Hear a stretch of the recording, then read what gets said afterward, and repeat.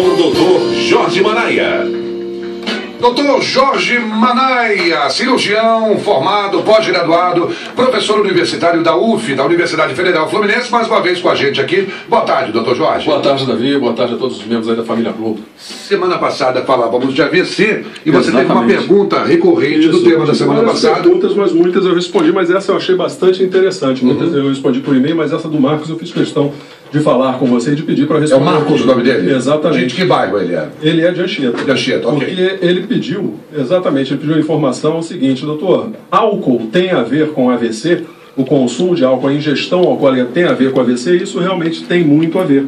O excesso da ingesta alcoólica, sobretudo hoje entre os jovens, a quantidade de álcool que está sendo ingerida, ela pode interferir, sim, contribuindo para a ocorrência de acidentes vasculares cerebrais. Então, recomenda-se hoje, né, as associações recomendam a diminuição, né, fazer um consumo mais regrado, menos abusivo do uso do álcool, então, e inclusive consumir bebidas mais diluídas. Então, isso explica tanta gente nova aí tendo AVC agora. Uma das pesquisas indicam nesse caminho. Então, realmente é uma pergunta que é bastante pertinente e cabe alertar aqui sobre os riscos do consumo, né, abusivo do álcool, e não o social do álcool, mas o abusivo do álcool como um dos contribuintes para o aumento do número de acidentes vasculares cerebrais. Muito bem. Hoje nós estamos aqui quase que uma junta médica, né?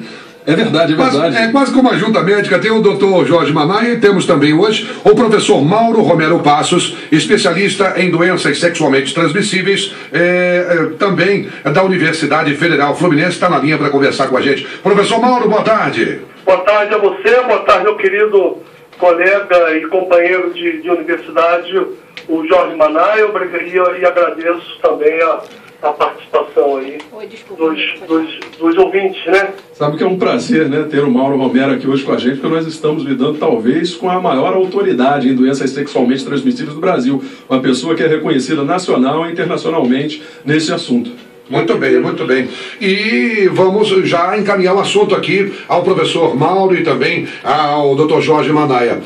Vacinação de HPV, só 40% dos adolescentes, ou melhor, das adolescentes, tomou a segunda dose. É um dado preocupante. Meninas entre 11 e 13 anos precisam tomar a segunda dose dessa vacina contra o HPV. Dr. Jorge Manaia, o que está acontecendo? O pessoal não está voltando. As pessoas não estão voltando porque elas estão com medo, né? Na realidade, houve uma disseminação, exatamente, pela imprensa de algumas reações indesejáveis que estavam dentro do planejado, dentro do que é normal para esse tipo de vacina. Não houve reação fatal, não houve reação mais grave, foram reações que deram mal-estar, deram algumas manifestações neurológicas, mas me parece, informação do Ministério da Saúde, que todas elas resolveram bem e estaria dentro do percentual esperado de reação para uma vacina. E a vacina ela já é bem segura, já consolidada em mais de 10 países, mas as pessoas ficaram com medo. Eu acho que faltou uma divulgação dos órgãos do governo do que aconteceu com essas pessoas e para tranquilizar, uma campanha de tranquilização. Isso não foi feito e, consequentemente, muitas mães, muitos pais ficaram com medo que suas filhas viessem a apresentar esse tipo de reação e aí nós temos como reflexo esse baixo comparecimento para reforçar a segunda dose da vacina e é importante conscientizar que é necessário fazer o reforço agora nesse momento. E justamente depois daquela luta toda, da primeira etapa, né, para fazer com que as pessoas deixassem o tabu de lado. Porque minha filha não vai tomar esse negócio de vacina de HPV, porque ela não transa ainda, ela foi educada para se casar ainda virgem, não tem nada a ver uma coisa com a outra, nada a ver uma coisa com a outra. Isso é um processo de imunização que vai conferir imunização não só às mulheres. Note bem, essa imunização ela é transferida através de um fenômeno chamado imunização de rebanho. Menos homens serão contaminados pelo HPV, consequentemente, menos doenças, menos HPV será disseminado para outras mulheres e produzirá doenças como câncer do colo de útero e até mesmo problemas no sexo masculino também. Então é importantíssimo conscientizar essa população. É importante que o governo agora entre com campanhas informativas, já que se gasta tanto dinheiro em propaganda, vamos gastar com a propaganda que importa para a população agora nesse momento. Botaram uma campanha maciça de propaganda na rua para conscientizar esses pais, para mostrar para a população que essas pessoas que tiveram reação estão realmente passando bem, que foi tudo passageiro, o que pode acontecer em qualquer tipo de vacinação e que o importante é vacinar a população porque os benefícios com certeza ultrapassam em muitos riscos apresentados até o momento. Pois é, outro dado importante sobre o HPV é um dado do DataSUS que revelou que mais de 1.000 pênis são amputados por ano e a maior parte da causa é o HPV. O professor Mauro Roberto Passos, ou melhor, Mauro Romero Passos, vai falar com a gente a respeito disso. Professor, e aí, por negligência, por não querer tratar, o homem acaba perdendo exatamente aí o seu pênis, é isso aí mesmo, doutor? Na verdade, o HPV, o papilomavírus humano, é um vírus de transmissão sexual, na maioria das vezes, e ele acomete as mucosas, os revestimentos, que podem estar na vulva, na vagina, no colo do útero, no ânus, na boca, na laringe e no pênis.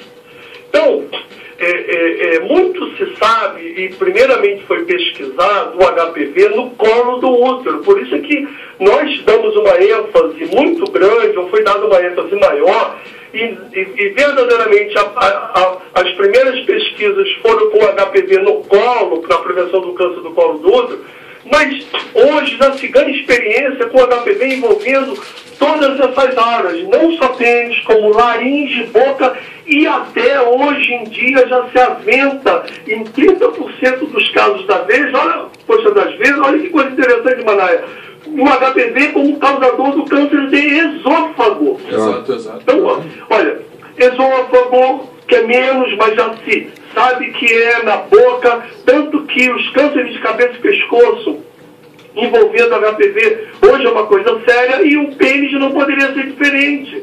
Então hoje se sabe que mais de 60% das vezes dos cânceres de pênis o HPV está envolvido. E no Brasil, esse dado que você muito bem falou, no DataSUS, que 1.000 pênis são amputados por câncer. Se 1.000 pênis são amputados por câncer e encontra-se HPV em mais de 60%, é verdadeiro falar que, né, a maioria dos casos de câncer de pênis tem envolvimento de HPV.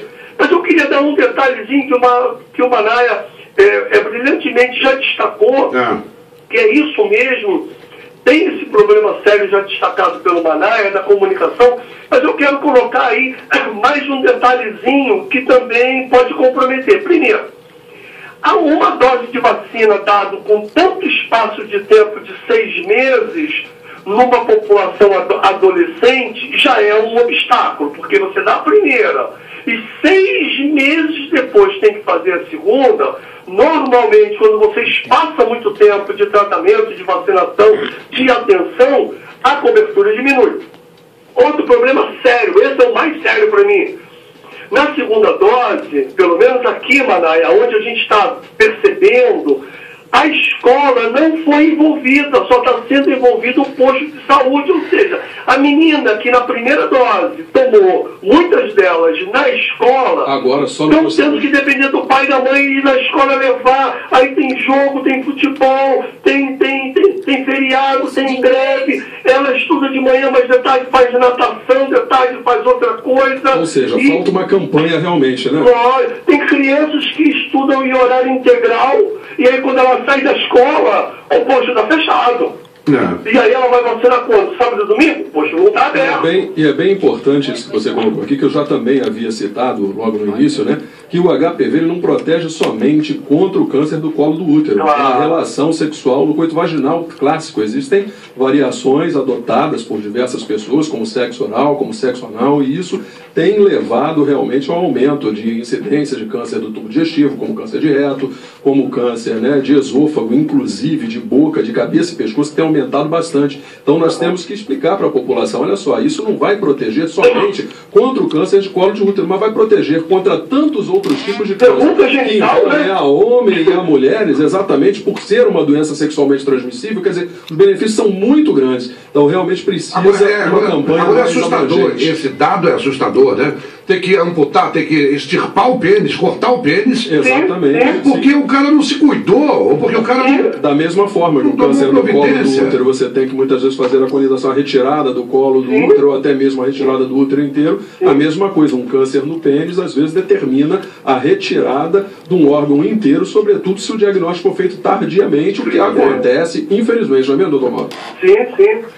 Quer dizer, Agora, quais são os caminhos, o professor Mauro e doutor Jorge Manaia, para a gente encerrar, quais são os caminhos que os senhores acham que devem ser tomados, devem ser com seriedade pelo governo para que as meninas sejam vacinadas em grande quantidade nessa segunda etapa?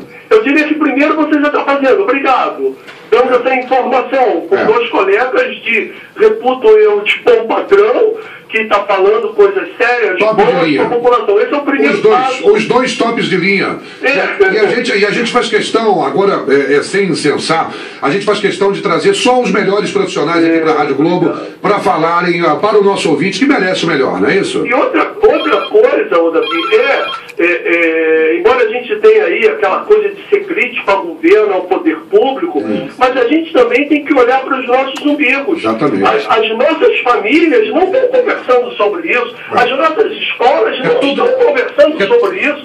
Tudo é culpa do governo, mas a gente também não faz nossa parte. Quer dizer, tudo é culpa do governo, mas será que a presidente, será que o governador manda atravessar o sinal fechado? É uma lei? Você beber e andar sem cinto de segurança? Eu acho que o movimento, professor, agora tocando aí na política, o movimento tem que ser o inverso, né? Quando o governante perceber que nós somos suficientemente responsáveis e que fazemos a nossa parte todos os dias 100%, ele vai se sentir na obrigação de fazer 150% pelo menos. A parte dele. Então eu acho que tem que fazer esse envolvimento todo, abrir esse espaço na mídia, tão importante. Eu tenho certeza absoluta como nós estamos vivos agora. Hoje, depois desse papo nosso, centenas de pessoas vão amanhã vacinar. Eu tenho absoluta certeza. Hoje ainda, hoje ainda. Então, isso é um passo importante. Conscientizar as famílias, a escola, a sociedade em geral, para abrir esse papo, porque uma parte o governo fez também. Disponibilizou a vacina. E agora ela vai ficar na geladeira? Doutor Jorge, fala. O importante agora também é justamente isso, né? Colocar que problemas de saúde são uma questão de educação. Nós temos que educar a nossa população, e daí a importância da participação da escola, como bem colocado pelo colega Mauro Romero, entendeu? O professor Mauro Romero colocou isso bem. Nós temos que envolver a participação da escola. Não adianta ficar só esperando com que as meninas vão até a vacina. É muito mais fácil você colocar as escolas participando e levar a vacina em todas as fases da vacinação até a jovem, até a adolescente. E aí sim nós vamos ter uma maior cobertura vacinal e com certeza nós vamos conseguir alcançar o intento, que é diminuir o número de mortes, o número de incidentes de uma doença que tem ceifado tantas vidas. Exatamente. Nós estamos já em cima do nosso informativo das meias horas. Quero dizer ao nosso ouvinte que a nossa preocupação não tem que ser só com o AIDS ou só com as doenças sexualmente transmissíveis que matam rapidamente. Essas, tipo HPV, também podem extirpar membros, podem levar... Extirpar vidas, mutilar pessoas, causar uma queda na qualidade de vida, tempo de hospitalização, sofrimento, radioterapia, quimioterapia, tratamentos que têm efetividade, graças a Deus tem efetividade, mas que também levam ao sofrimento.